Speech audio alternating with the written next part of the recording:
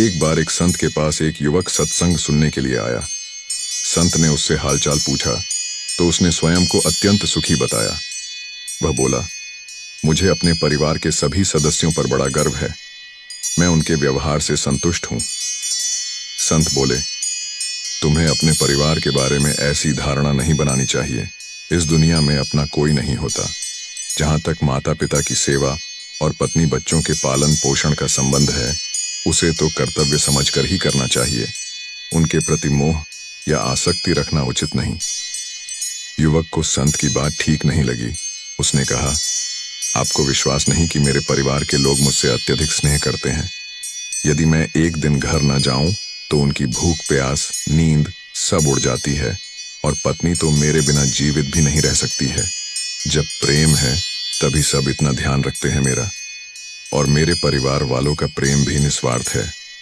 संत बोले, तुम्हें प्राणायाम तो आता ही है। कल सुबह उठने के बजाय प्राणवायु मस्तक में खींचकर निश्चित पड़े रहना। मैं आकर सब कुछ देख लूंगा।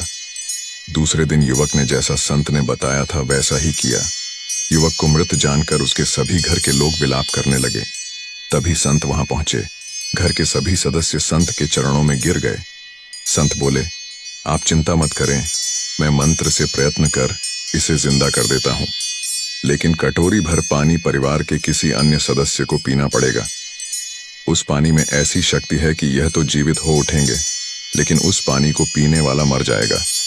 ये सुनने के बाद घर के सभी सदस्य एक दूसरे का मुंह देखने लगे। माता पिता भी यह सुनकर मौन रहे, और ना ही भाई बहन और उसकी पत्नी ने पानी पीने के लिए बोला। किसी को भी पानी पीने के लिए तैयार होता ना देखकर संत ने कहा कि मैं ही इस पानी को पी लेता हूं। इस पर घर के सभी सदस्य बोले कि आप धन्य हैं। आप जैसे परोपकारी लोग बहुत कम पैदा होते हैं। युवक इस पूरे घटनाक्रम को चुपचाप सुन रहा था। उसे संत की बातों पर विश्वास हो गया। प्राणायाम कर वह उठ गया। ये देखकर घर के सभी सदस्य चौंक गए। युवक संत से बोला, आपने मुझे नया जीवन दिया है। इस नश्वर संसार में कोई भी अपना नहीं है। अब मैं हरि भजन करूंगा, संसार में आसक्ति नहीं रखूंगा, अपना कर्तव्य समझकर माता पिता पत्नी और बच्चों का पालन करूंगा।